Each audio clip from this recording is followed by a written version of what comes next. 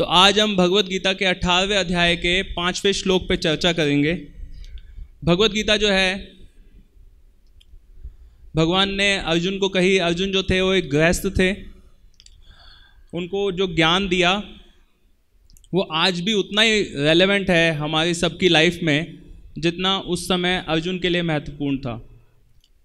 एक तरह से देखा जाए तो अर्जुन की उस समय स्थिति क्या थी? वो युद्ध के मैदान में थे, उनके आसपास इतनी सारी टेंशन थी, इतना सारा स्ट्रेस था, उनको डिसीजन मेकिंग करनी थी, युद्ध लड़ना है नहीं लड़ना है।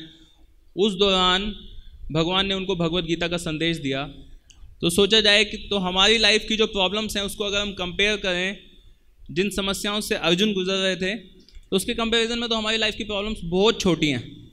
और जब अर्जुन को भगवत गीता का संदेश मिला और उनकी सारी समस्याओं का समाधान हो गया, वो सही निर्णय ले पाए। क्योंकि जनरली हम लोगों की लाइफ में यही द्वंद्व होता है, सही क्या है गलत क्या है, ये करें ये ना करें। अलग अलग अपॉर्चुनिटीज़ हमारे सामने आती हैं, उसमें हमें चुनाव करना होता है कि हम किस दिशा में चुनाव करें, क्या डिसीज़न लें। तो ये सब समस्याओं से जूझने के लिए जब अर्जुन उन परिस्थितियों में थे तो सिर्फ 48 मिनट्स में, 48 मिनट्स कितना होता है, उतने में वो भगवत गीता बोली गई, 700 श्लोक बोले गए। और उन श्लोकों में इतनी शक्ति है, इतना ज़्यादा वो ज्ञान से भरे हुए हैं कि किसी भी समस्या को सुलझाने में सहायक हैं। वो किसी भी समस्या को, जीवन की चाहे कोई भी समस्या हो। आज जितने भी बड़े बड़े मोटिवेशनल स्पीकर्स हैं जो बड़े बड़े सेमिनार्स देते हैं, हज़ारों रुपए एक दिन का चार्ज करते हैं, अगर देखा जाए तो वो जिन भी सिद्धांतों की चर्चा करते हैं वो सब के सब भगवत गीता में दिए हुए हैं। सब के सब, एक भी सिद्धांत ऐसा नहीं है, एक भी बात ऐसी नहीं है। थोड़ा सा वर्ड्स का जगलर ही होता है कि वो घुमा फिरा के बता रहे होते हैं। Ultimately if you analyse those points which they talk about, they are only talking the principles from Bhagavad Gita only. So this is the power of Bhagavad Gita. And इतनी ज़्यादा रेलेवेंट हैं इसकी चीज़ें। एक एक परिस्थिति हमारे जीवन की हम उठा के देख लें, पारिवारिक जीवन की, कैसे परिवार का निर्वाह करना है, क्या खाना है, क्या किस तरह से बात करनी है, किस तरह से डीलिंग्स करनी है, कैसे हमें अपनी ड्यूटीज़ को निभाना है। हर एक समस्या का जो समाधान है, हर एक परिस्थिति का जो सोल्यूशन है वो भगवत गीता में है। तो आज बहुत ही रेलेवेंट श्लोक है हम गृहस्थों के लिए जिस पे हम चर्चा करेंगे। 18वां अध्याय जो है भगवत गीता का, वो एक तरह से 17 अध्याय तक भगवत गीता कंप्लीट हो जाती है। 18वां अध्याय is again a summary of the whole Bhagavad Gita. जितना 17 अध्याय में भगवान ने बोला, 18वें अध्याय में उसी को समराइज करके दोबारा से बताया गया है। तो ये जो श्लोक है इसको हम पढ़ेंगे। आप मेरे पीछे दोहराने का प्रयास करें। श्लोक यहाँ बोर्ड पे लिखा हुआ है, सब लोग पढ़ने का प्रयास करें ध्यान से। मैं बोलूँगा कुछ शब्द, उसके बाद आप दोहराएं। यज्ञ दान तपा कर्मा न्यात्याज्यम कार्यमेव तत् यज्ञोदानं तपश्चैव पावनानि मनीषिणाम्। यज्ञदान तपा कर्मा नात्याज्यम कार्यमेव तत् यज्ञदानं तपश्चैव पावनानि मनीषिणाम्। यज्ञदान तपा कर्मा त्याज्यम कार्यमेव तत् यज्ञदानं तपश्चैव पावनानि मनीषिणाम्। आप में से भी अगर कोई दोहराना चाहें श्लोक को तो ट्राई कीजिए। यज्ञदानं तपा कर्मा न कार्यं न्यात्याज्यं कार्यमेव तत् यज्ञदानं तपश्चैव पावनानि मनीषिणाम्।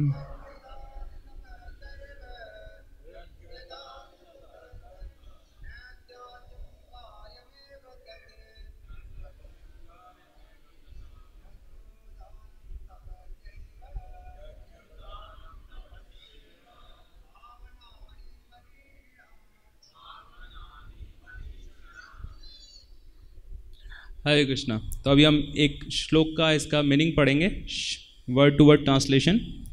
यज्ञ यज्ञ, दान दान, तपा तथा तप का, कर्म कर्म, न कभी नहीं, त्याज्यम त्यागने के योग्य, कार्यम करना चाहिए, एवं निश्चय ही, तथा उसे, यज्ञ यज्ञ, दानम दान, तपा तप, च भी, एव निश्चय ही, पावनानि शुद्ध करने वाले, मनीषिणाम महात्माओं के लिए। तो अभी हम इसका श्लोक का मीनिंग और तात्पर्य पढ़ेंगे। इसी भक्ति वेदांत श्रील प्रभुपाद जिन्होंने इस्कॉन की स्थापना की, उन्होंने इस बुक में पूरे सभी श्लोकों के मीनिंग और तात्पर्य के साथ इस बुक को दिया है। यज्ञ, दान तथा तपस्याओं के कर्मों का कभी परित्याग नहीं करना चाहिए, उन्हें अवश्य संपन्न करना चाहिए। निस्संदेह यज्ञ, दान तथा तपस्या महात्माओं को भी शुद्ध बनाते हैं। एक बार दोबारा पढ़ते हैं। यज्ञ, दान तथा तपस्या के कर्मों का कभी परित्याग नहीं करना चाहिए, उन्हें अवश्य संपन्न करना चाहिए। निस्संदेह यज्ञ, दान तथा तपस्या महात्माओं को भी शुद्ध बनाते हैं। तात्पर्य, योगी को चाहिए कि मानव समाज की उन्नति के लिए कर्म करे। मनुष्य को आध्यात्मिक जीवन तक ऊपर उठाने के लिए अनेक संस्कार हैं। उदाहरणार्थ, विवाहोत्सव एक यज्ञ माना जाता है, यह विवाह यज्ञ कहलाता है। क्या एक सन्यासी जिसने अपना पारिवारिक संबंध त्याग कर संन्यास ग्रहण कर लिया है, विवाहोत्सव को प्रोत्साहन दे? भगवान कहते हैं कि कोई भी यज्ञ जो मानव कल्याण के लिए हो, उसका कभी भी परित्याग ना करें। विवाह यज्ञ मानव मन को संयमित करने के लिए है, जिससे आध्यात्मिक प्रगति के लिए वह शांत बन सके। सन्यासी को भी चाहिए कि वह विवाह यज्ञ की संस्तुति अधिकांश मनुष्यों के लिए करे। सन्यासियों को चाहिए कि स्त्रियों का संग ना करे, लेकिन इसका यह अर्थ नहीं है कि जो व्यक्ति अभी जीवन की निम्न अवस्थाओं में हैं, अर्थात जो तरुण हैं, वह विवाह यज्ञ में पत्नी ना स्वीकार करे। सारे यज्ञ परमेश्वर की प्राप्ति के लिए हैं, अतएव निम्नतर अवस्थाओं में यज्ञों का परित्याग नहीं करना चाहिए। इसी प्रकार दान हृदय की शुद्धि के लिए है। यदि दान सुपात्र को दिया जाता है तो इससे आध्यात्मिक जीवन में प्रगति होती है, जैसा कि पहले वर्णन किया जा चुका है। तो बेसिकली यज्ञ, दान और तपस्या 3 विषयों के बारे में चर्चा है। तो पहले हम कुछ प्रार्थना करेंगे ताकि हम इस भगवद गीता के ज्ञान को समझ सकें। ओम अज्ञानतिमिरन्धस्य ज्ञानञ्जनशलाकया चक्षुन्मिलितं येन तस्मै श्रीगुरवे नमः। श्रीचैतन्यमनोभीष्टं स्थापितं येन भूतले स्वयं रूपकदा मह्यं ददाति स्वपदान्तिकं। वन्देऽहं श्रीगुरो श्रीयुतापदकमलं श्रीगुरून् वैष्णवांश्च। श्रीरूपं साग्रजातं सहगणा रघुनाथान्वितं तं सजीवं साद्वैतं सावधूतं रघुनाथान्वितं तं सजीवं साद्वैतं सावधूतं परिजनसहितं कृष्णचैतन्यदेवं श्रीराधाकृष्णपदां सहगणा ललिता श्रीविशाखान्वितांश्च। हे कृष्ण करुणा सिंधु दीनबंधु जगतपते गोपेश गोपिकाकांत राधाकांत नमस्तुते।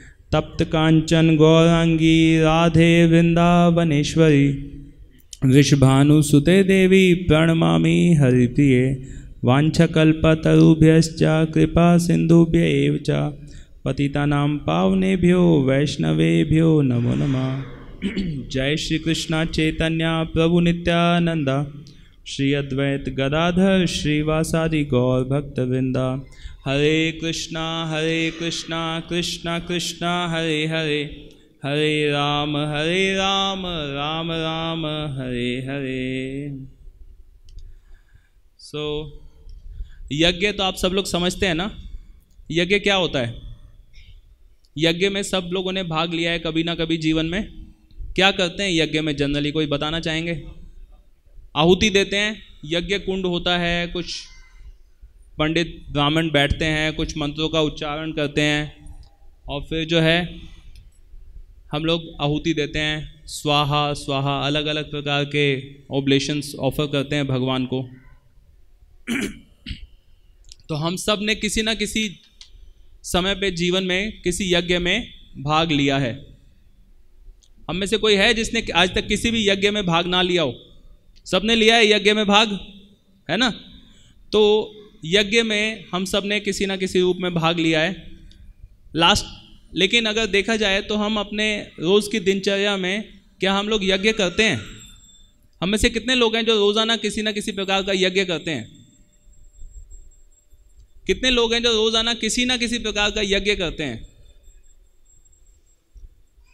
बाकी सब लोग यज्ञ नहीं कर रहे हैं अभी, इसका मतलब ये हुआ, है ना? लेकिन भगवान तो भगवत गीता में बोल रहे हैं कि यज्ञ, दान और तपस्या, इनका परित्याग किसी भी सिचुएशन में नहीं करना चाहिए।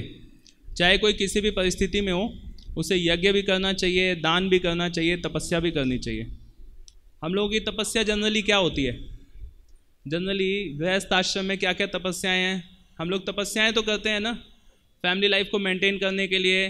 रोज़ ऑफिस जाते हैं, तपस्या है ट्रैफिक में फंसना, और बॉस के अंडर में रह के काम करना तपस्या है। कोई पसंद करता है कि नहीं? बॉस जैसे आप कहोगे वैसे चलने दो। हमेशा ये रहता है ना कि नहीं यार, ऐसे नहीं चलना चाहिए, जैसा मैं चाहता हूँ वैसा चलना चाहिए। लेकिन फिर भी एक तपस्या है, क्योंकि पैसा कमाना है तो उसके लिए हमें अपने बॉस की बात माननी पड़ती है, अपने मन को समझाना पड़ता है कि नहीं, जैसा है परिवार का भरण पोषण करना है हमें, तो हमें तपस्या करनी पड़ती है। मन की तपस्या है वो। उसी प्रकार से किसी न किसी रूप में हम छोटा बड़ा कहीं ना कहीं दान भी करते हैं। आप में से कोई है जो व्यक्ति साल में 1 या 2 बार या ज़्यादा बार कहीं ना कहीं किसी न किसी रूप में दान करते हैं? हाथ खड़ा करेंगे। कहीं ना कहीं किसी न किसी रूप में दान करते हैं, चाहे वो कहीं अनाथालय में हो, वृद्धाश्रम में हो, कहीं मंदिर में हो, किसी न किसी रूप में दान करते हैं। हम सब करते हैं ना दान। तो यज्ञ, दान और तपस्या, तो जनरली हमने जो ऑब्जर्वेशन है कि यज्ञ के बारे में हमारा ये मत है कि यज्ञ नहीं करते हैं, तपस्या हो जाती है ज़बरदस्ती। दान हम लोग कभी कभी अपने मन से कर देते हैं। तो इस प्रकार ये 3 एक्टिविटीज़ हैं जो भगवान ने बताई हैं। तो एक बार थोड़ा एनालाइज करने की कोशिश करेंगे कि भगवान जिस यज्ञ की बात कर रहे हैं वो क्या है, जो दान है वो किस प्रकार का दान होता है, कहाँ किया जाना चाहिए, कितने प्रकार से दान किया जाता है, और तपस्या क्या है। इन सब पे चर्चा करेंगे भगवत गीता के आधार पे। तो बेसिकली जो यज्ञ होता है, यज्ञ में जनरली क्या होता है कि हम कुछ ना कुछ सेक्रीफाइस कर रहे होते हैं, है ना? कुछ हम अपने धन का सेक्रीफाइस कर रहे होते हैं, कुछ हम किसी इच्छा से हम कोई यज्ञ को ऑर्गेनाइज कर रहे होते हैं। जैसे एक यज्ञ तो मोस्टली लोगों ने अटेंड किया होगा, जो विवाह यज्ञ, जिसकी तात्पर्य में चर्चा आती है। सब लोगों ने विवाह यज्ञ तो अटेंड किया है, उसमें हम सब ने भी आहुतियाँ डाली हैं, हम सब ने भी वहाँ पे कुछ वहाँ पे प्रेयर्स गाई हैं पंडित जी के कहने पे, कुछ हमने वहाँ पे इस प्रकार के वादे किए थे कि हाँ इस तरह से हम अपनी फैमिली लाइफ को मेंटेन करेंगे। तो सब लोगों का एक्सपीरियंस है कि यज्ञ में भाग लेते हैं तो हमें कुछ ना कुछ वहाँ पे सेक्रीफाइस करना होता है। नहीं करना होता तो पंडित जी करवा देते हैं, 10 का नोट रखो, 100 का नोट रखो, ये रखो वो रखो, और उसके बाद में उनको हम दक्षिणा देते हैं। तो कुछ ना कुछ सेक्रीफाइस होता है उसमें। और वो किस लिए होते हैं यज्ञ, किस लिए वो सेक्रीफाइस किया जाता है किसी के पास आंसर? कोई बताना चाहेंगे क्यों सेक्रीफाइस किया जाता है यज्ञ में? यज्ञ करने का महत्व क्या है?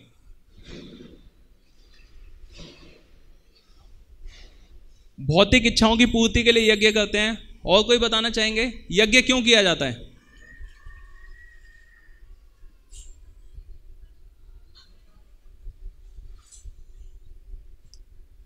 श्री श्री राधा दामोदर भगवान की जय, जगन्नाथ बलदेव सुभद्रा महारानी की जय, श्री श्री गौर निताई भगवान की जय, शिल प्रभुपाद की जय। तो बताएंगे कोई? हम सब लोग बड़ी बड़ी कंपनीज में काम करते हैं, जीवन में इन एक्टिविटीज़ में पार्टिसिपेट भी किया है। थोड़ा ट्राई करें कि यज्ञ क्या होता है, यज्ञ में क्यों किया जाता है यज्ञ।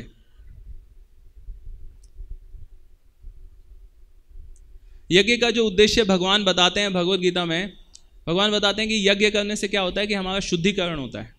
हम जो है भौतिक जगत में जो हमारे अटैचमेंट्स हैं उससे हम मुक्त होते हैं, क्योंकि हम जब भी किसी चीज़ में सेक्रीफाइस करते हैं तो हमारी चेतना को वो शुद्ध करता है, और जब हमारी चेतना का शुद्धिकरण होता है तो हम मोक्ष की तरफ आगे बढ़ते हैं। तो इसलिए हम यज्ञ की प्रक्रिया में भाग लेते हैं। तो यज्ञ कई प्रकार से किया जाता है। यज्ञ करते हैं कुछ लोग, जैसे कुछ लोग यज्ञ करते हैं, डेमीगॉड्स की वर्शिप करते हैं तरह तरह से।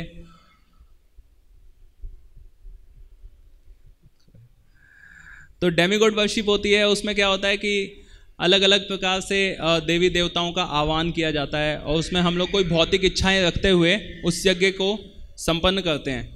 भौतिक इच्छाएं किस किस तरह की होती हैं? कुछ लोगों की इच्छा होती है हमारा बड़ा सा घर बन जाए, हमारे पास बड़ी गाड़ी हो, या फिर कोई घर में कोई समस्या आ जाती है, कोई बीमारी आ जाती है, तो फिर हमें जो ज्योतिषी गाइड करते हैं कि हाँ आप इस तरह की पूजा करो, इस तरह का यज्ञ ऑर्गेनाइज करो, जिससे क्या होगा कि आपका ये जो परेशानी है, ये जो दोष है, ये हट जाएगा।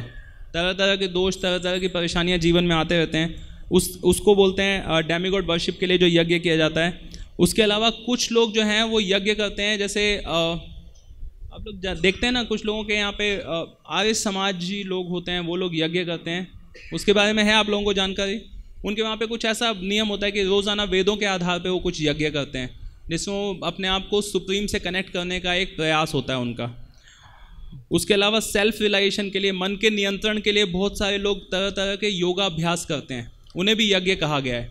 जैसे कुछ लोग आप लोग देखते होंगे, अभी तो खैर जो योगा का मीनिंग हो गया है वो ये हो गया है कि आप जाएंगे पार्क में, कुछ फिजिकल एक्सरसाइजेस करेंगे, वो सिर्फ किस लिए कि बीपी हाई है या फिर शुगर बढ़ा हुआ है। लेकिन जो एक्चुअली में जो योगा में थोड़ा एडवांस होते हैं, उनका ये लक्ष्य होता है कि हम योग के माध्यम से भगवान से अपने आप को कनेक्ट करेंगे। योग शब्द का मतलब ही यही है, जो हमें भगवान से जोड़ता है। तो एक वो उस तरह के यज्ञ हो गया जिसमें वो अपने मन को और इंद्रियों को नियंत्रण करते हैं योग के माध्यम से। और एक यज्ञ होता है जिसमें लोग बड़े बड़े दान करते हैं। उसमें क्या करते हैं लोग कि हॉस्पिटल खोलेंगे, अनाथालय खोलेंगे, वृद्धाश्रम खोलेंगे, दान करेंगे, लोगों को, गरीबों की सेवा करेंगे। तो उसे भी एक तरह का यज्ञ बताया गया है, जिसको द्रव्यमय यज्ञ कहा गया है। और उसके बाद तरह तरह की ऑस्टेरिटीज़ लोग परफॉर्म करते हैं। लोगों को आप देखते हैं ना, कुछ लोग ऐसा व्रत ले लेते हैं जिसमें कि 7 दिन तक हम ये नहीं खाएंगे। जैसे बहुत कॉमन है नवरात्रों का व्रत रखना, उसमें लोग कि हम लोग जो है अनियन गार्लिक नहीं खाएंगे। कुछ लोग व्रत लेते हैं सिर्फ फ्रूट्स पे रखेंगे। कुछ लोग व्रत लेते हैं तरह तरह के कि हम सिर्फ एक बार दिन में भोजन करेंगे। तो इस प्रकार के तरह तरह के व्रत लेते हैं, तो उनको भी एक तरह से यज्ञ में काउंट किया गया है। फिर जैसे अभी एक बहुत चतुर्मास्य व्रत होता है। चतुर्मास्य व्रत में भी जैसे अभी शुरू होगा इस मंथ के एंड में, तो उसमें 4 महीने तक अलग अलग चीज़ों का परित्याग किया जाता है। कुछ दाल का होता है, कुछ पत्तेदार सब्जियों का होता है। तो उसको तपोमय यज्ञ कहा गया है, जिसमें हमें कोई शरीर को किसी प्रकार की तपस्या करनी पड़ती है। उसमें भी लोग बहुत तरह की तपस्याएं करते हैं, जैसे कि हम सिर्फ जो है, जैसा पहले एग्जांपल दिया, फ्रूट्स खाएंगे या सिर्फ एक दिन में एक बार भोजन करेंगे। तो इस तरह की तपस्याएं लोग करते हैं। और एक जो तपस्या होती है वो होती है शास्त्रों के अध्ययन करने की। बहुत सारे लोग इस प्रकार का प्रण लेते हैं कि हम वेदों का अध्ययन करेंगे, हम शास्त्रों का अध्ययन करेंगे, और उसको कहा जाता है स्वाध्याय यज्ञ।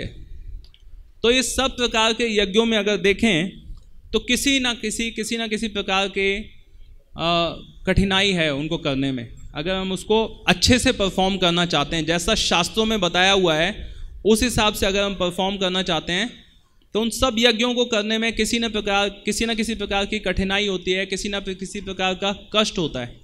लेकिन इन सब से ऊपर जो एक यज्ञ बताया हुआ है, वो बताया हुआ है जो हम भगवान की डायरेक्ट वाणी है उसको जब हम अपने जीवन में अपनाते हैं। जैसे भगवान अपने 10वें अध्याय के 25वें श्लोक में बताते हैं कि यज्ञों में मैं जप यज्ञ हूँ। जप यज्ञ क्या होता है? भगवान के नामों का जप करना। तो भगवान अपनी बेसिकली विभूतियों का वर्णन करते हैं, तो उसमें बताते हैं कि जो सबसे ज़्यादा अच्छा चीज़ है उससे वो कंपेयर करके बताते हैं। जैसे बताते हैं पर्वतों में मैं हिमालय हूँ, जप में मैं यज्ञों में मैं जप यज्ञ हूँ। इस प्रकार से अलग अलग यज्ञों का वर्णन करते हैं। और फिर उसमें जो सबसे महत्वपूर्ण बात है कि जो यज्ञ होता है उससे क्या होता है कि हमारी कॉन्शियसनेस प्योरीफाई होती है। किसी भी प्रकार का हम यज्ञ करते हैं तो हम यज्ञ में जैसे आहुतियाँ देते हैं, भगवान को भोग लगाते हैं, तो जब हम भगवान को भोग लगाते हैं तो उस भोजन को जब हम पाते हैं तो उससे हमारा जो मेमोरी है वो शार्प होती है, हमारा जो फाइनर टिश्यूज़ हैं मेमोरी के वो शुद्ध होते जाते हैं। और इससे क्या होता है, जब किसी व्यक्ति को ऐसा शुद्ध भोजन मिलता है, जैसे कहते हैं ना जैसा खाओगे अन्न वैसा बनेगा मन, तो अगर हम ऐसा भगवान को भोग लगा के शुद्ध भोजन करते हैं तो उस भोजन से हमारे अंदर आध्यात्मिक उन्नति करने की इच्छा जागती है। और जब आध्यात्मिक उन्नति करने की इच्छा जागती है तो कोई व्यक्ति क्या करता है, फिर ऐसे मार्ग पे चलने का प्रयास करता है और धीरे धीरे जब वो उस मार्ग पे चलता है तो वो मोक्ष को प्राप्त कर सकता है, या उसमें और एडवांस स्टेजेस में वो भगवान से अपने संबंध को पुनः स्थापित कर सकता है।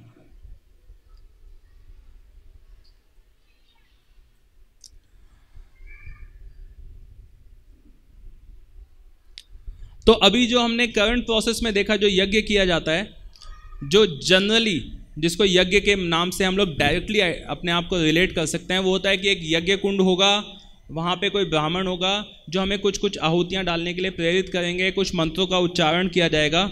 लेकिन उसमें कुछ समस्याएं हैं।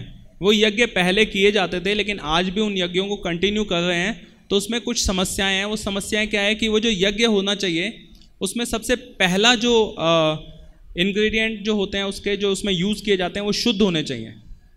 कोई भी चीज़ जो यज्ञ में यूज़ होनी चाहिए वो शुद्ध होनी चाहिए। जैसे कि जो उसमें घी होना चाहिए वो शुद्ध गाय का घी होना चाहिए, जो और भी जो इंग्रेडिएंट्स होते हैं वो शुद्ध होने चाहिए। जो ब्राह्मण है जो उस यज्ञ को परफॉर्म करवा रहे हैं वो ब्राह्मण जो है वो शुद्ध ब्राह्मण होने चाहिए। ऐसे नहीं कि अभी यज्ञ करवाने के लिए उन्होंने अपनी कोई फ़ीस फिक्स की हुई है, जैसे यज्ञ किया, यज्ञ करने के बाद वो अपनी फीस ली, बाहर जाके अपना स्मोकिंग कर रहे हैं या और गलत कार्यों में लगे हुए हैं, तो उस प्रकार से यज्ञ करवाने वाले ब्राह्मणों से यज्ञ करवाने से कोई बहुत ज़्यादा लाभ की प्राप्ति नहीं होती है। मुझे आज भी याद है हमारे फैमिली फंक्शन में एक बार कुछ साल पहले ऐसे एक यज्ञ का ऑर्गेनाइज़ किया, उसमें कुछ 10-11 पंडित आए, उन लोगों ने वहाँ पे यज्ञ का बहुत बड़ा मतलब आडंबर हुआ उसका। और जैसे ही उन्होंने अपना पहले सामान की जो लिस्ट बना के दी थी उसमें लास्ट में लिख के दिया था 2 डिब्बी सिगरेट की। तो मुझे समझ में नहीं आया, मैं कहा ये यज्ञ में सिगरेट का क्या मतलब सेंस है। तो पता चला कि जैसे वो अपना बीच में ब्रेक ले रहे थे तो उनमें से कुछ 2-3 लोग बाहर जाते थे, स्मोक करते थे, फिर वापस आते थे और फिर आके फिर वही यज्ञ में बैठ जाते थे। तो मुझे इतना अजीब लगा ये किस प्रकार का यज्ञ हो रहा है, मतलब क्या उसकी सैंक्टिटी है, क्या उसमें प्योरिफिकेशन होगा किसी भी प्रकार का। एक बस ईगो सेटिस्फैक्शन के लिए एक व्यक्ति ने बहुत सारा पैसा खर्च किया कि मैंने इतना बड़ा देखो 10 पंडितों को बिठा के इतना बड़ा यज्ञ ऑर्गेनाइज़ किया है, और उसमें कुछ लोग आए, कुछ लोगों ने वहाँ पे बस वो एक पार्टी हो गई उसके बाद, क्योंकि बहुत बढ़िया सा लंच ऑर्गेनाइज़ किया उन्होंने। जनरली इसी तरह का प्रोग्राम होता है कि एक फॉर्मेलिटी के लिए हम कुछ पंडित को बुलाते हैं, वो आता है वहाँ पे यज्ञ करवाता है, उसके बाद वो अपना जो भी समेट लेता है, जो भी उसको मिलना होता है, और उसके बाद क्या होता है नेक्स्ट लेवल वो अपना चला जाता है। बाकी सब लोग इकट्ठे होते हैं वहाँ पे, अच्छे से बढ़िया से शाही पनीर और ये सब पार्टी चलती है। सो that is actually yajna in nowadays, but that is not the right way to do yajna. Yajna is sacrifice, जहाँ पे हम अपनी इच्छाओं का परित्याग करते हैं, अपने पोजेशंस का परित्याग करते हैं, ना कि उसको शोबाजी के लिए हम लोग करते हैं। तो इसमें जो भगवान बताते हैं कि जो जप यज्ञ है या जो संकीर्तन यज्ञ है जो कलयुग के लिए प्रमाणित है, अगर हम उस यज्ञ का पालन करेंगे तो वो हमें सबसे ज़्यादा लाभ पहुंचाने वाला है। शास्त्रों में अलग अलग जगह अलग अलग तरीके से हरिनाम के यज्ञ के बारे में, नाम के जप के बारे में वर्णन है। सभी धर्मों में इसके बारे में चर्चा है। इवन आप चाहे किसी भी धर्म को उठा के देख लें, इवन जो मुस्लिम्स भी हैं वो जब अपना नमाज़ पढ़ते हैं तो उसमें वो 98 टाइम्स अल्लाह का नाम लेते हैं एक बार जब वो नमाज़ पढ़ते हैं। तो उसी प्रकार से जो गुरु ग्रंथ साहिब है उसमें भगवान के नामों के ऊपर बहुत ज़्यादा चर्चा है कि जब आप नाम जप जो है, कलयुग केवल नाम आधारा, कि कलयुग में भगवान के जो नाम है वही सबसे बड़ा यज्ञ है। अगर उस यज्ञ को कोई सही से परफॉर्म कर ले तो अपने जीवन के परफेक्शन को हासिल कर सकता है और किसी यज्ञ को करने की ज़रूरत नहीं है। और इस संकीर्तन यज्ञ जो भगवान के नामों के जप का जो यज्ञ है, जो संकीर्तन यज्ञ कहा जाता है, उसका सबसे बड़े लेवल पे प्रचार किया चैतन्य महाप्रभु जब आज से 500 साल पहले आए। तो चैतन्य महाप्रभु जो हैं वो भगवान कृष्ण के स्वयं अवतार हैं, भगवान कृष्ण स्वयं ही हैं, और उन्होंने हरिनाम संकीर्तन के ऊपर बहुत जोर दिया, उसका प्रचार किया। एक भक्त के रूप में आए और उन्होंने बताया कि किस प्रकार से भगवान के नामों का जप करना है, किस प्रकार से इस यज्ञ को करके, जिसमें किसी प्रकार की कोई भी नियम नहीं है। जनरली आप कोई भी यज्ञ करते हैं अच्छे से परफॉर्म करना है तो फॉर्मेलिटी के लिए नहीं, अगर अच्छे से परफॉर्म करना है तो उसके बहुत सारे नियम होते हैं, लेकिन इसको करने के लिए कोई नियम नहीं है और कोई समय का वो नहीं है, नियम नहीं है, आप इसको कभी भी परफॉर्म कर सकते हैं। तो भागवतम में भी आता है कि कलयुग में जो है जिन लोगों के पास थोड़ी सी भी इंटेलिजेंस होगी, क्या लिखते हैं कि those who are endowed with sufficient intelligence will worship the lord, कि जिनके पास थोड़ी सी भी बुद्धिमानी होगी वो किस प्रकार से भगवान की पूजा करेंगे, वो करेंगे हरिनाम संकीर्तन, संकीर्तन यज्ञ के द्वारा वो भगवान की पूजा करेंगे। तो ये भागवतम का स्टेटमेंट है, 11वें स्कंद के 5वें अध्याय का 32वां श्लोक है, और उसमें ये बताया हुआ है कि जो दूसरे यज्ञ हैं जो वेदों में बताए हुए हैं वो कलयुग में करने के लिए बहुत ज़्यादा उसमें बाधाएं हैं, वो आसान नहीं है। तो संकीर्तन यज्ञ जो है वो सबसे ज़्यादा ईजी है। संकीर्तन यज्ञ में हम लोग क्या करते हैं? कल किसी ने, आप में से किसी लोगों ने रथ यात्रा में पार्टिसिपेट किया था? रथ यात्रा में आप में से कल कौन कौन लोग गए थे? तो वहाँ पे बहुत बड़ा संकीर्तन यज्ञ हुआ, कम से कम 5 घंटे सुबह से चलता है, लेकिन अगर रथ यात्रा के साथ देखें तो लगभग 5 घंटे वो यज्ञ चला। उस यज्ञ में हजारों लोगों ने भाग लिया, और उसमें क्या किया, सब लोगों ने भगवान के नाम को सुना और उसको गाया। इतना सिंपल प्रोसेस, जो लोग सड़क पे चल रहे हैं वो भी उस यज्ञ में भाग ले रहे हैं, जो रथ यात्रा का हिस्सा हैं वो भी भाग ले रहे हैं, जो लोग गा रहे हैं वो तो यज्ञ का हिस्सा हैं ही। तो अगर एक तरह से देखा जाए तो इससे इजी तरीका यज्ञ करने का हो नहीं सकता है, किसी भी तरह से अगर देख लें तो, जिसमें किसी प्रकार का आपको कोई आडंबर करने की ज़रूरत नहीं है। सिंपली हमारे को भगवान ने जीवा दी है और कान दिए हैं, तो क्या करना है, भगवान के नाम का जप करना है, भगवान के नाम को गाना है और भगवान के नाम को ही सुनना है। इतना आसान तरीका चैतन्य महाप्रभु ने दिया यज्ञ करने का, जो गृहस्थ आश्रम में हम रहते हुए भी अपने जीवन में इतना आसानी से इसको अपना सकते हैं। और जितने भी लोग जो इस यज्ञ में भाग ले रहे हैं, संकीर्तन यज्ञ में, या जो जप कर रहे हैं, उन सब का एक एक व्यक्ति का ये अनुभव है कि ये डेफिनेटली हमें मटेरियल बॉन्डेज से मुक्त करता है। जो लोग आज की डेट में अगर हम देखें, गुड़गांव में जनरली लोगों के पास कोई सुख सुविधाओं की जनरली कमी नहीं है। सब लोगों के पास भगवान की दया से बढ़िया जॉब्स हैं, बढ़िया बिजनेसेस हैं, अच्छे घर हैं, गाड़ियां हैं, लेकिन एक चीज़ की कमी है। वो कमी क्या है? संतुष्टि नहीं है ना। लोग बड़े डिससेटिस्फाइड हैं। उनसे किसी से भी पूछो तो हर कोई किसी न किसी स्ट्रेस में है, कोई फैमिली इश्यूज़ हैं, किसी न किसी प्रकार से परेशान है। लेकिन यहाँ पे जितने भी भक्त आते हैं जो कि हरिनाम संकीर्तन यज्ञ से जुड़े हैं, भगवान के नामों का जप करते हैं, एक एक व्यक्ति का ये अनुभव है कि वो सब प्रकार के उन स्ट्रेसेस से काफ़ी दूर हो गए हैं अब, जब से उन्होंने इस यज्ञ में पार्टिसिपेट करना शुरू किया है। तो कोई भी व्यक्ति, जो आप लोग यहाँ पे जितने भी लोग आज नए आए हैं या जो अभी कुछ समय से आना शुरू हुए हैं, आप सब इस चीज़ को अपने जीवन में अपना के अनुभव कर सकते हैं इसको बहुत ईजीली, कि किस प्रकार सिर्फ भगवान के नामों का जप करने से, इतना सिंपल प्रोसेस है। दिन भर हम लोगों से बात करते हैं, दिन भर अपने ऑफिस में बात करते हैं, फैमिली मेम्बर्स से बात करते हैं, फ़ोन पे बात करते हैं, चैटिंग करते हैं, तो किसी ना किसी रूप में हम कम्युनिकेट कर रहे हैं, हम बोल रहे हैं, हम सुन रहे हैं। लेकिन अगर इसी बोलने और सुनने को सिर्फ हम शब्दों को बदल दें, हम भगवान के नामों का जप करने लग जाएं, जो हम बोल रहे हैं वो भगवान के नाम हो, तो हमारी चेतना को इतना शुद्ध करेंगे और हमें सब प्रकार के स्ट्रेस से दूर कर देंगे। तो आप सब लोग इस यज्ञ में भाग लेने के लिए तैयार हैं? लेना चाहेंगे इस यज्ञ में भाग जो आपको स्ट्रेस से दूर कर दे? कौन कौन है जो स्ट्रेस में रहना चाहता है? अभी भी कौन कौन है जो स्ट्रेस में रहना चाहता है? और कौन कौन है जो स्ट्रेस से दूर रहना चाहता है? जो स्ट्रेस से दूर रहना चाहते हैं तो उसका सबसे सरल उपाय दिया है चैतन्य महाप्रभु ने। क्या उपाय दिया है? हरे कृष्णा कृष्णा कृष्णा हरे हरे, हरे राम राम राम हरे हरे। तो सिर्फ ये 16 शब्दों का जो नाम है, अगर हम इसी का ही सिर्फ जप करें रोज़ाना, थोड़ी देर परिवार के सदस्यों के साथ रोज़ बैठें, कीर्तन करें, इसका अच्छे से गाएं, अच्छे से सुने, आप देखेंगे कुछ ही दिनों में आपके फैमिली का जो एनवायरनमेंट है वो पूरी तरह से बदल जाएगा। जो भी नेगेटिविटीज़ हैं रिलेशनशिप्स की, जो भी स्ट्रेसेस हैं माइंड में, वो सब आपको पता ही नहीं चलेगा। इसमें जो एक शब्द यूज़ हुआ है वो है सबलाइम। सबलाइम क्या होता है? सबलाइम का शब्द ये मतलब ये होता है कि जैसे हम कपूर होता है ना, कपूर सॉलिड होता है, उसको जलाते हैं तो क्या होता है? धुआं बन के उड़ जाता है। जनरली किसी भी सॉलिड को जब आप गर्म करते हैं तो पहले वो लिक्विड फॉर्म में आएगा और फिर वो गैस फॉर्म में आएगा, लेकिन कपूर जो है सॉलिड से सीधा क्या होता है?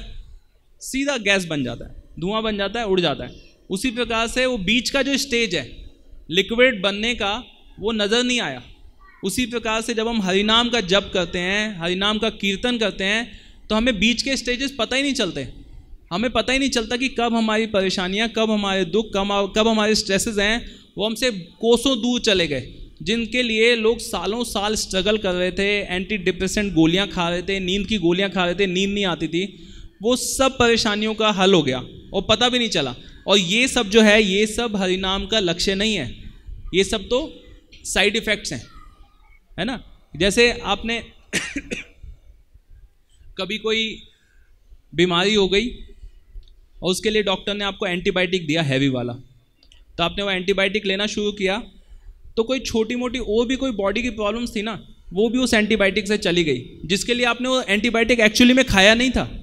तो उसी प्रकार से जब हम हरिनाम लेते हैं तो असली तो हमें इसका रिजल्ट मिलता है कि हमें आनंद की प्राप्ति होती है, हमें कृष्ण प्रेम प्राप्त होता है। लेकिन अभी हम ग्रॉस लेवल पे अगर देखें तो हमारे जो जीवन की छोटी छोटी समस्याएं हैं, जिनको हम बहुत बड़ा समझ के बैठे हैं, वो सब कहाँ छू मंतर होती हैं वो हमें पता भी नहीं चलता है। तो हम सब के लिए इतना आसान और इतना शुद्ध रास्ता भगवान ने दे दिया है, खुद आके हमें सिखाया ऐसे 500 साल पहले कि कैसे इस संकीर्तन यज्ञ का पालन करना है, कैसे हरिनाम को लेना है। तो उस यज्ञ में हम सब भाग ले सकते हैं। उसके बाद जो नेक्स्ट विषय की चर्चा हुई है श्लोक में, वो है दान। तो हम सब लोग दान, अभी जब हमने प्रश्न पूछा था तो सब लोगों ने ऑलमोस्ट हाथ उठाया था, किसी ना किसी रूप में कहीं ना कहीं कुछ ना कुछ दान देते ही हैं हम लोग, चाहे हम वृद्धाश्रम में दें, चाहे मंदिर में दें, चाहे कहीं पे भी दें, हम सब लोगों का।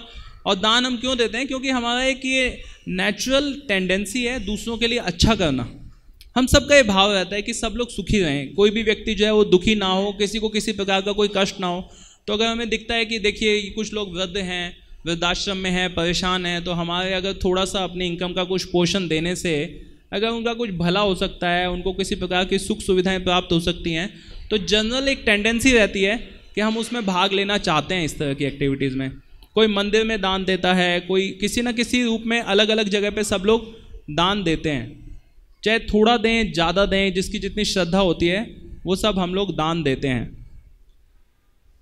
तो दान जो है उसके बारे में लेकिन जो शास्त्रों का मत है वो बहुत ज़्यादा स्ट्रॉन्ग है। शास्त्रों में इनडिस्क्रिमिनेटली चैरिटी को बहुत ही कंडेम किया गया है, बिना सोचे समझे कि उस धन का किस प्रकार से यूज़ होने वाला है, उस जिस व्यक्ति को हमने दान दिया है।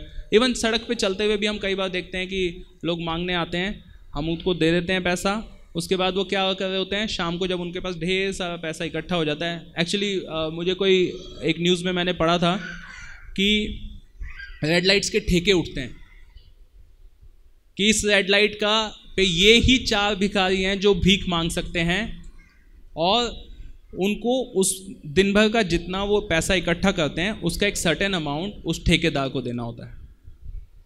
बचा हुआ जो पैसा है उससे वो अपना खर्चा चलाते हैं। अगर उनमें से 4 से कोई 5वां आदमी आ गया जिसके पास वो परमिशन नहीं है, जो उस ठेके का पार्ट नहीं है, तो उसको वहाँ से भगा दिया जाता है मार पीट के कि how dare you come here, this is not your area to beg. So that is the kind of situation is there begging में। तो हम लोग क्या करते हैं, हम लोग वहाँ पे दे देते हैं। उसके बाद वो लोग क्या करते हैं, पहले तो अपने ठेकेदार को देते हैं, वो अपना शाम को आराम से बैठ के दारू पार्टी करता है कि चलो आज का जो कलेक्शन हुआ है। और जिस व्यक्ति ने लिया है अब वो भी शाम को बेचारा सुबह से शाम तक थका हुआ है, उसको ज्ञान है नहीं कि इस पैसे को किस प्रकार से खर्च करना है, वो भी शाम को अपना पौवा लेके बैठ जाता है, चलो आज का हो गया, है ना। तो इस प्रकार का जो दान है, इनडिस्क्रिमिनेटली कहीं पे भी दान दे देना, उसको शास्त्रों में बहुत ज़्यादा कंडेम किया गया है, उसकी बहुत ज़्यादा निंदा की गई है। दान जो है वो बहुत ज़्यादा सोच समझ के करना चाहिए। हम ऐसा कर सोच सकते हैं कि हमने तो दान कर दिया, हमने तो किसी के अच्छे के लिए कर दिया, लेकिन क्या पता वो पैसा वहाँ पे किस प्रकार से यूज़ हुआ है। अगर किसी ने उसको गलत तरीके से यूज़ कर लिया तो हमें उसका गलत परिणाम प्राप्त होगा, अगर उसने उसको सही तरीके से यूज़ किया तो उसका सही परिणाम प्राप्त होगा।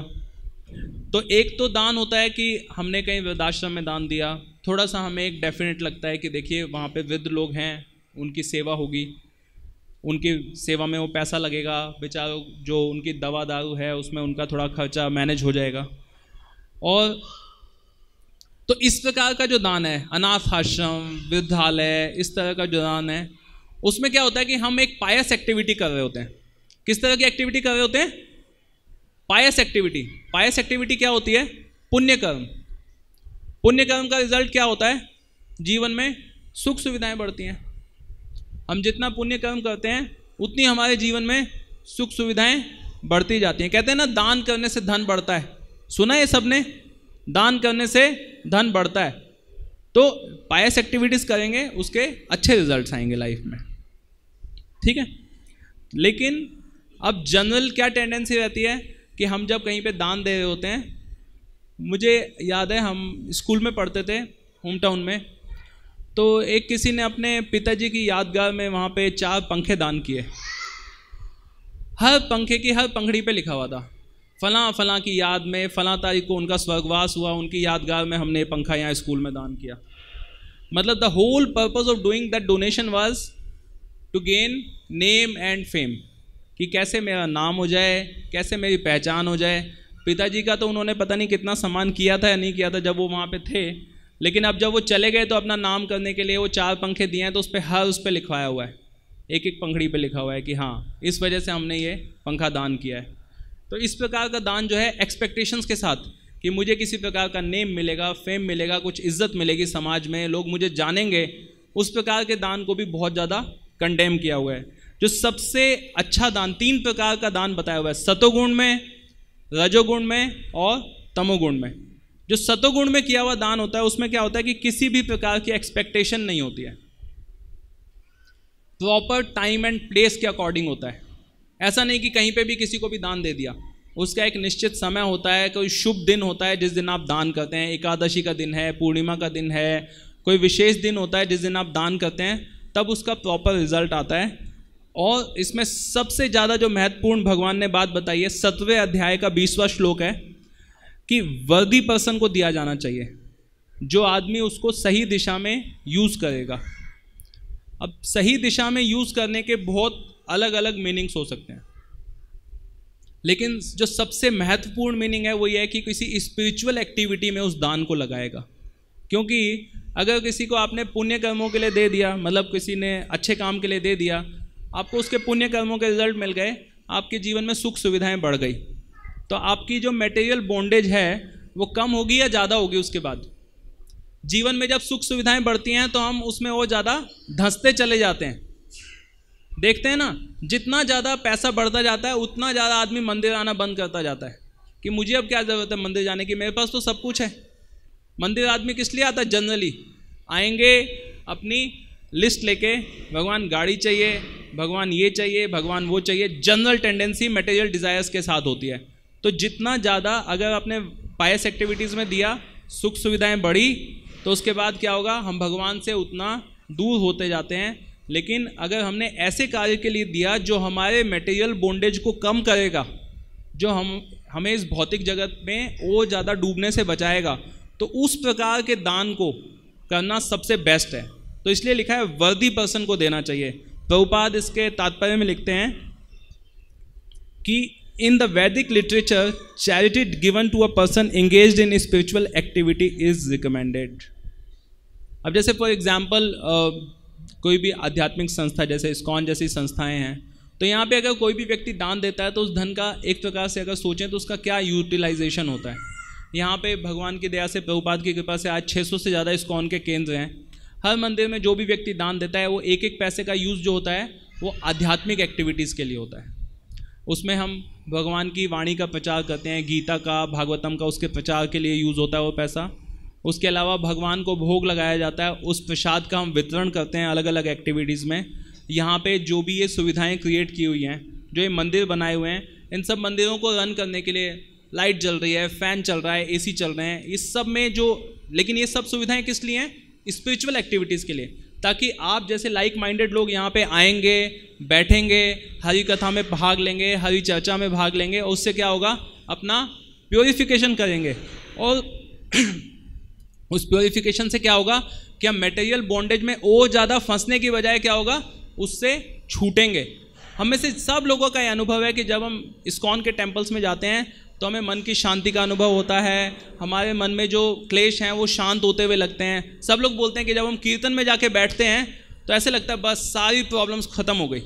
एक व्यक्ति मुझे मिले, बोले मंदिर चला जाता हूँ उसके बाद घर जाने का मन ही नहीं करता, बस ऐसे मन करता है वहाँ बैठा रहूँ और कीर्तन सुनता रहूँ।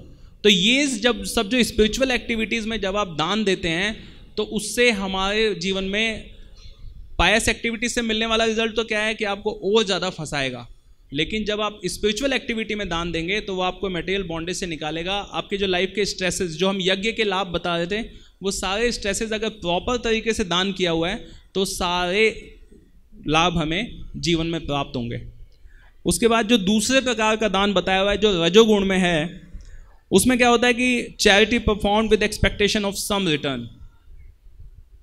तो क्या होता है कि किसी ना किसी आशा से किया हुआ return with the desire of fruitive results and और इन अ ग्रजिंग मूड।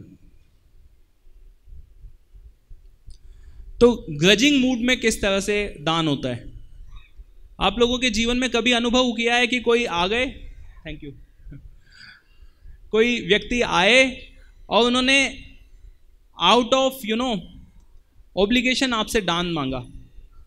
होता है कभी अपने आपके जीवन में ऐसा?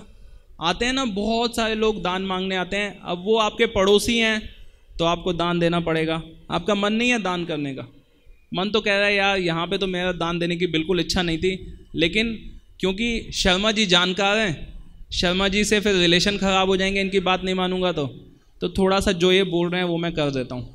इस प्रकार का दान जो है उसको रजोगुण में किया हुआ दान बताया हुआ है। तो इस प्रकार के दान से क्या होता है कि व्यक्ति जो है उसको पूर्ण लाभ नहीं मिल पाता है दान करने का, उसको पूर्ण लाभ नहीं मिल पाता। उसके फ्रूटिव डिजायर्स के साथ क्योंकि वो करता है तो उसके फ्रूटिव रिजल्ट्स मिलते हैं। यानी किसी भौतिक इच्छा के साथ किया हुआ दान है तो उसके भौतिक रिजल्ट्स मिलेंगे, और जब भौतिक रिजल्ट्स मिलेंगे तो वो उसको और ज़्यादा उलझा देंगे भौतिक जगत में।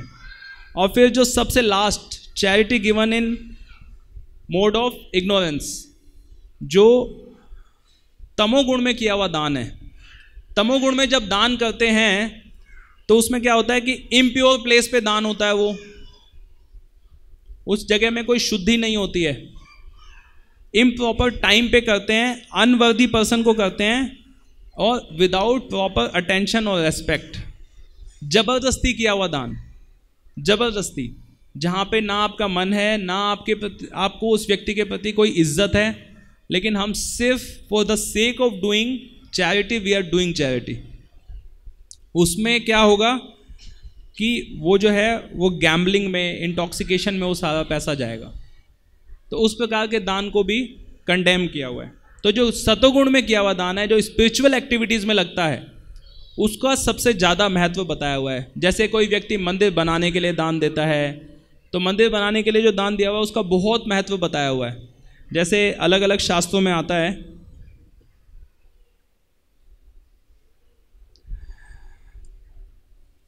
कि अगर कोई भगवान के मंदिर में विग्रहों की स्थापना के लिए दान देता है, तो वो क्या होता है कि one can become king of the entire earth.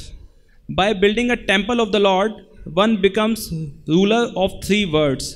Bye worshipping and serving the deities one goes to the planet of lord Brahma, and by performing all 3 of these activities one achieves a transcendental form like my own।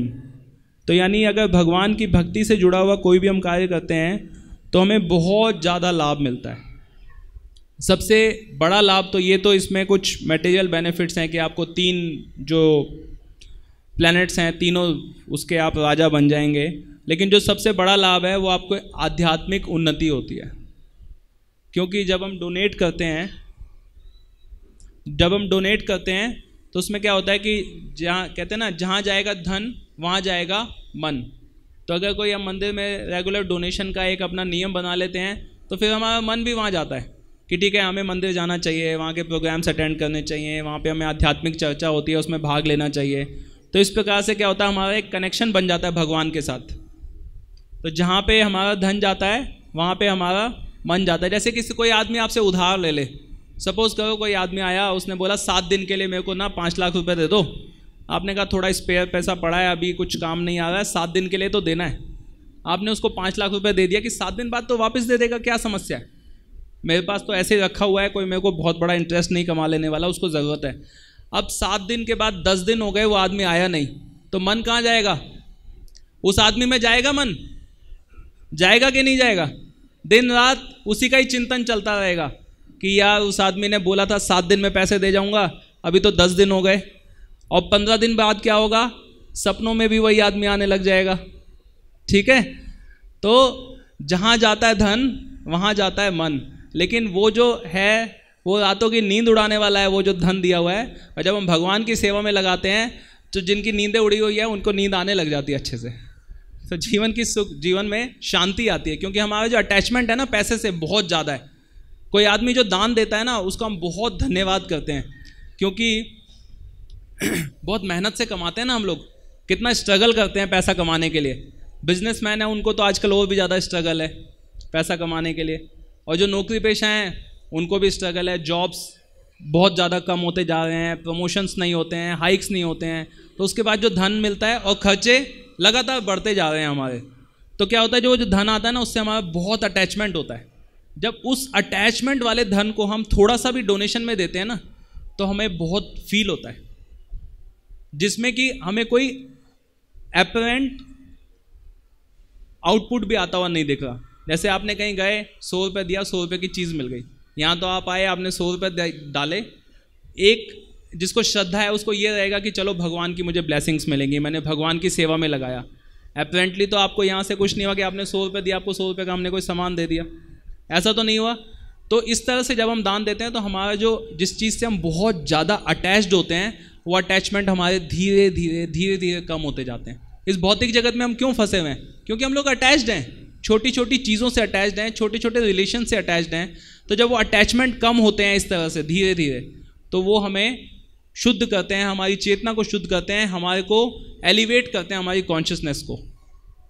तो हम सब इस प्रकार से मंदिर बनाने में, मंदिर के स्पिरिचुअल एक्टिविटीज़ में दान देंगे, जो कि मोड ऑफ गुडनेस में किया हुआ दान है, जिसमें किसी प्रकार की कोई डिज़ायर नहीं है। डिज़ायर के साथ करेंगे तो उसका लाभ है, लेकिन उतना नहीं है। मटेरियल बेनिफिट मिल जाएगा।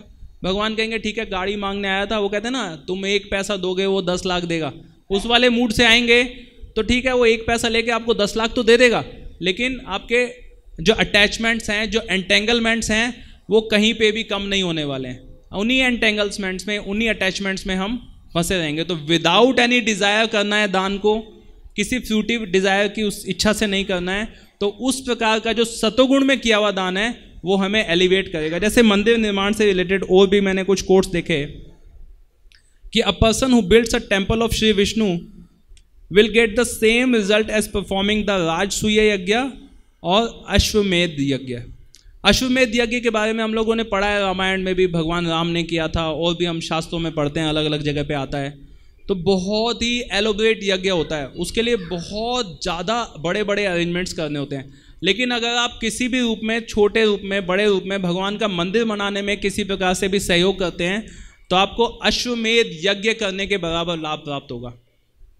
तो हम लोगों के लिए कितना ज़्यादा ईजी है process. O best of the Brahmanas, as many atoms as there are in the temple for so many thousand of years will he able to reside in the heavenly planets.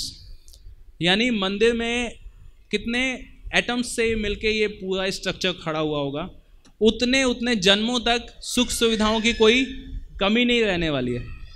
तो अगर कोई व्यक्ति सोचे कि मैंने तो अपना जो सुख सुविधाएं जिससे मिलने वाली थी वो तो मैंने दे दिया, अब मुझे सुख सुविधा कैसे मिलेगी, तो भगवान कहते हैं ना योग क्षेमम व्यायामयम, कि मैं किसी प्रकार की जो है जिसके पास उसकी तो रक्षा करता हूँ, जो नहीं है वो प्रदान करता हूँ। तो जब हम भगवान की सेवा में उस धन को लगाते हैं तो हमारे पास किसी प्रकार की भी कमी नहीं होती। सब लोगों का एक्सपीरियंस है, जो भी लोग डोनेट करते हैं भगवान की सेवा में किसी ना किसी रूप में, तो उनको किसी प्रकार की भौतिक सुख सुविधाओं की चैलेंजेस नहीं रहते हैं, उनकी ज़रूरतें पूरी हो जाती हैं। कम होगा ना, 10,000 पहले कमा रहे थे, 10,000 आज कमा रहे हैं, लेकिन वो 10,000 में बरकत आ जाती है।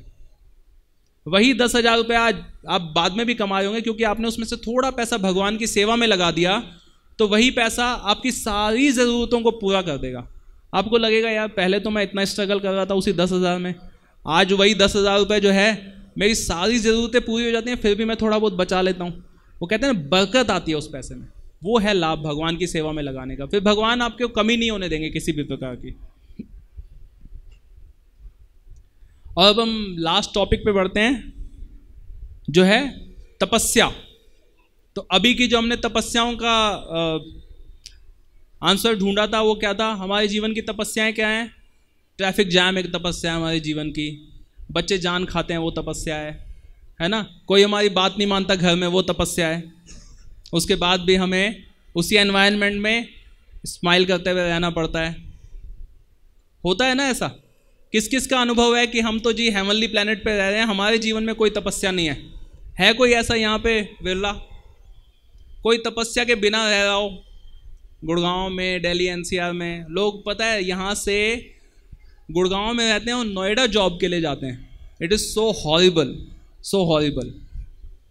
मतलब आप अपने जीवन के मतलब इतना बड़ा हिस्सा सिर्फ कम्यूटिंग में बर्बाद कर दिया आपने, सिर्फ कम्यूटिंग में। तो इस प्रकार की तपस्याओं से हम लोग जूझ रहे हैं और उसका रिजल्ट क्या है, कोई रिजल्ट नहीं है, सब नेगेटिव रिजल्ट है उन तपस्याओं को करने का। आप जो पैसा कमा के लाएंगे वो भी सब खर्च हो जाता है। इतना स्ट्रगल करने के बाद भी ऐसा नहीं है कि हमारा जीवन कोई बहुत बड़ा मतलब कि बस अब तो जी 2 साल की तपस्या, उसके बाद तो पूरी ज़िंदगी बस बैठ के खाना है। वो तपस्या जीवन भर की तपस्या है, सिर्फ किस लिए, पेट भरने की तपस्या है, घर बनाने की, कि घर में रह जाएंगे, एक घर होना चाहिए अपना, उसके लिए पूरी ज़िंदगी 20-20, 25-25 साल के लोन लेके आप वो लोन की EMIs ही भरते रहते हैं इन तपस्याओं में। कितना थोड़ा सा विचार करें तो कितनी मुश्किल तपस्याओं से हम गुजर रहे हैं। लेकिन एक इस प्रकार का टेंडेंसी डेवलप कर दी गई है कि जी ये तो जिंदगी का हिस्सा है, लोगों ने उस चीज़ को एक्सेप्ट कर लिया है, कोई इस चीज़ पे विचार भी नहीं करता कि क्यों हम इतना स्ट्रगल कर रहे हैं। Just for existence, just for our simple existence we have to suffer so much. सिर्फ एक पेट भरने के लिए, एक जो जानवर है वो तो इतना स्ट्रगल नहीं करता सिर्फ पेट भरने के लिए। आज की डेट में न्यूक्लियर फैमिलीज़ में रह रहे हैं, कोई बड़े परिवार नहीं है, किसी किसी के ही 2 बच्चे हैं, बाकी सबके एक ही बच्चा है फैमिलीज़ में। और उसके बाद उस छोटे से परिवार को मैनेज करने के लिए जो तपस्या है वो इतनी भयंकर हो जाती है कि अनएंडिंग लगती है वो तपस्या। पर जो शास्त्रों में जो तपस्या बताई हुई है वो क्या है, अगर हम आध्यात्मिक तपस्या करेंगे तो ये जो भौतिक तपस्याएं हैं उससे हम बच जाएंगे। हमारी आध्यात्मिक तपस्याएं क्या हो सकती हैं, मंदिर आना एक तपस्या हो सकती है कि हम जो है इस समय पे हम लोग सो कॉल्ड एन्जॉयमेंट कर सकते थे। आप जितने भी लोग बैठे हुए हैं कहीं पे मूवी देख सकते थे, कहीं क्लब्स में जा सकते थे, लेकिन आप लोग अपने मन को समझा के तपस्या करके मंदिर में आए हैं कि यहाँ पे आके हमें कुछ भगवान के दर्शन होंगे, उससे हमें अच्छा लगेगा, भगवान का प्रसाद पाएंगे उससे अच्छा लगेगा, कुछ भगवत गीता पे सुनेंगे उससे हमें अच्छा लगेगा।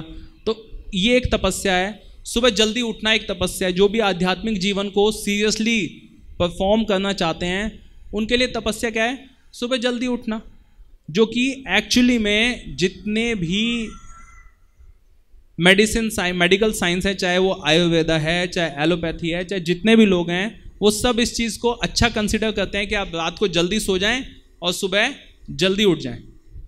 तो ये हमारी तपस्याएं हैं। और इसके साथ क्या है कि सुबह जल्दी उठ के नहा लेना और उसके बाद उठ के भगवान के नामों का जप करना, हरे कृष्णा कृष्णा कृष्णा हरे हरे, हरे राम राम राम हरे हरे। तो इस महामंत्र का जाप करना ये एक तपस्या है हमारे लिए। तो हमारी जो आध्यात्मिक तपस्याओं को अगर हम अपने भौतिक जगत की तपस्याओं से कंपेयर करें तो कुछ भी नहीं है, बल्कि ये तो सुख देने वाली है, हमें हेल्दी लाइफस्टाइल की ओर आगे बढ़ाने वाली है। इसमें किसी प्रकार की कोई कठिनाई नहीं है। हमें कोई ऐसा नहीं करना कि अपना घर परिवार छोड़ के हिमालय पे जाना है, या कि हमें अपने परिवार का पालन पोषण नहीं करना है। हम अपनी सारी ड्यूटीज़ को as it is well maintained रखते हुए भी अपने सारी जो आध्यात्मिक तपस्याएं हैं उनको कर सकते हैं। और उसके बाद जो भौतिक जगत के स्ट्रगल हैं, जो भौतिक जीवन की तपस्याएं हैं, वो कम होने लगती हैं। भक्ति को जो है उसके 2 लक्षण बताए हुए हैं। रूप गोस्वामी चर्चा करते हैं। रूप गोस्वामी एक बहुत महान संत हुए हैं जिनकी टीचिंग्स के आधार पे आज हम अपने आध्यात्मिक जीवन को जीते हैं। उन्होंने बताया भक्ति जो है वो शुभदा है और क्लेशाग्नि है। शुभदा मतलब all auspicious for everyone, not only for us who is practising it but for the whole society.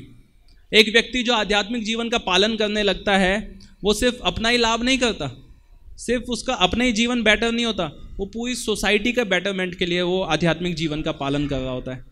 अब कोई ये प्रश्न कर सकता है कि मैं पालन कर रहा हूँ, मैं अपना हरे कृष्ण महामंत्र का जप कर रहा हूँ, उससे सोसाइटी को क्या फ़ायदा होगा? किसी के मन में विचार आ सकता है। तो आप अगर देखें आज सोसाइटी की जितनी भी समस्याएं हैं वो सब समस्याएं किस प्रकार से हैं? अनकंट्रोल्ड सेंसेस, लोगों का अपने सेंसेस पे कंट्रोल नहीं है, लोगों को रिसोर्सेज को तरीके से यूज़ करना नहीं आता है और लोग जो है गलत तरीके से जीवन को जी रहे हैं। लेकिन जब कोई आध्यात्मिक जीवन का पालन करने लगता है, अपनी सेंसेस पे कंट्रोल आता है उसका, वो सही तरीके से अपने जीवन को जीता है, वो एक रेस्पॉन्सिबल व्यक्ति के रूप में जीवन को जीता है। वो हर चीज़ को भगवान की शक्ति के रूप में देखता है, उस शक्ति का प्रॉपर यूटिलाइजेशन करता है वो व्यक्ति। जैसे अगर एक छोटा सा एग्जाम्पल लें, इलेक्ट्रिसिटी है।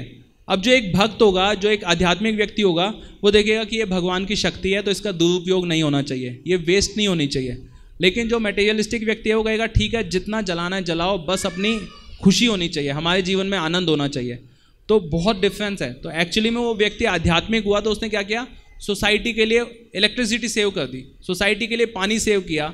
जल ही जीवन के है के नाम पे इतने बड़े बड़े वो चलते हैं प्रपंच, लेकिन कोई जल सेव नहीं होता है। लेकिन जो एक आध्यात्मिक व्यक्ति है वो बहुत तरीके से भगवान की सब शक्तियों से डील करता है, चाहे वो कोई भी चीज़ हो। आज वो किसी भी चीज़ को भौतिक चीज़ के रूप में नहीं देखता, वो आध्यात्मिक रूप के चीज़ में देखता है। और उसमें क्या होता है? अल्टीमेटली वो पूरे समाज के लिए बेनिफिट करता है। तो इसलिए इस प्रकार की जो तपस्याएं हैं जो हमें शास्त्रों से रिकमेंडेड हैं, अपने मन से की हुई तपस्या नहीं। शास्त्रों में बताया हुआ है एकादशी का व्रत रखो। अब व्रत रखना आयुर्वेद के हिसाब से एक बहुत ही ज़्यादा अच्छी एक्टिविटी है बॉडी के लिए। हर 15 दिन में हम एकादशी का व्रत रखते हैं। अब एक तरह से देखा जाए भौतिक लाभ तो हो ही गया कि हमारा जो शरीर है वो स्वस्थ रहेगा, साथ ही साथ क्या होगा? आध्यात्मिक रूप से हम प्रगति कर जाएंगे, क्योंकि वो शास्त्रों में रिकमेंडेड है। वो तपस्या अपने मन की तपस्या नहीं है। कुछ लोग तपस्या करते हैं ना, न्यू ईयर पे तो हर आदमी रेजोल्यूशन बनाता है, तरह तरह के रेजोल्यूशन बनाते हैं कि अब जो है अगले 21 दिन तक मीठा नहीं खाऊंगा, अगले 3 महीने तक रोज़ जिम जाऊंगा। वो रेजोल्यूशन क्योंकि सब कुछ भौतिक धरातल पे हैं, जिसका कोई स्पिरिचुअल वो स्ट्रेंथ नहीं डेवलप होती है, उससे वो रेजोल्यूशन बनते हैं। एक स्टडी हुई थी कि within 50 days 90% of the resolution which are taken on New Year are broken. 15 दिन के अंदर 90% जो रेजोल्यूशन न्यू ईयर पे लिए जाते हैं वो सब लोग तोड़ देते हैं। 16वें दिन सब उसी पुराने ढर्रे पे आ जाते हैं, क्योंकि जो इस तरह के शास्त्रों के आधार पे नहीं है, जिस प्रकार की तपस्याएं अगर उनको करने का प्रयास करते हैं तो थोड़े दिन में क्या होता है, क्योंकि आध्यात्मिक शक्ति नहीं है, मन में वो स्ट्रेंथ नहीं है, डिटर्मिनेशन नहीं है, तो हम वो स्ट्रेंथ को थोड़े दिन के लिए वो ज़बरदस्ती पुश करते हैं अपने आप को, उसके बाद खो देते हैं। लेकिन भक्तों को हम देखते हैं कि क्योंकि वो शास्त्रों के आधार पर तपस्या कर रहे हैं, तो समय के साथ ज़्यादा से ज़्यादा उनकी तपस्याएं बढ़ती जाती हैं बजाय कि कम होने के। वो अपने जीवन में और ज़्यादा उन तपस्याओं को ला पाते हैं और अच्छे से भक्ति के नियमों का पालन कर पाते हैं। तो शास्त्रों के आधार पर की हुई तपस्या, शास्त्रों के आधार पर किया हुआ यज्ञ और शास्त्रों के आधार पर किया हुआ दान हमारे जीवन को सुखी बना सकता है। और कोई भी व्यक्ति यहाँ पे बैठा हुआ ऐसा नहीं है जिसके लिए ये एप्लीकेबल ना हो। एक एक व्यक्ति के लिए नियम एप्लीकेबल है। तो हम सब अपने जीवन में शास्त्रों के आधार पे जो यज्ञ बताया है, क्या यज्ञ बताया है?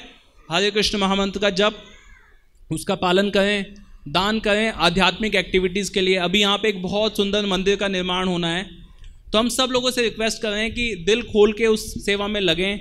सब लोग अपना थोड़ा बहुत जो जितना कंट्रीब्यूशन कर सकता है उस कंट्रीब्यूशन करें। तो उससे क्या होगा, ना तो सिर्फ आपको लाभ होगा बल्कि हज़ारों साल तक, जब तक ये मंदिर यहाँ है, जितने भी लोग यहाँ पे आएंगे भगवान के दर्शन करेंगे।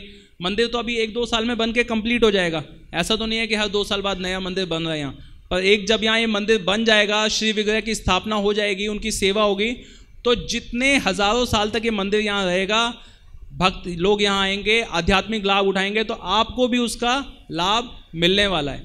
तो आप सब भी इन सेवाओं में भाग लें, मंदिर निर्माण में सहयोग करें और साथ ही साथ अपने जीवन में यज्ञ को अपनाएं, दान को अपनाएं और तपस्या को अपनाएं। तो इसी पे हम आज की क्लास को विराम देते हैं। किसी का कोई प्रश्न या कोई टिप्पणी हो तो प्लीज़।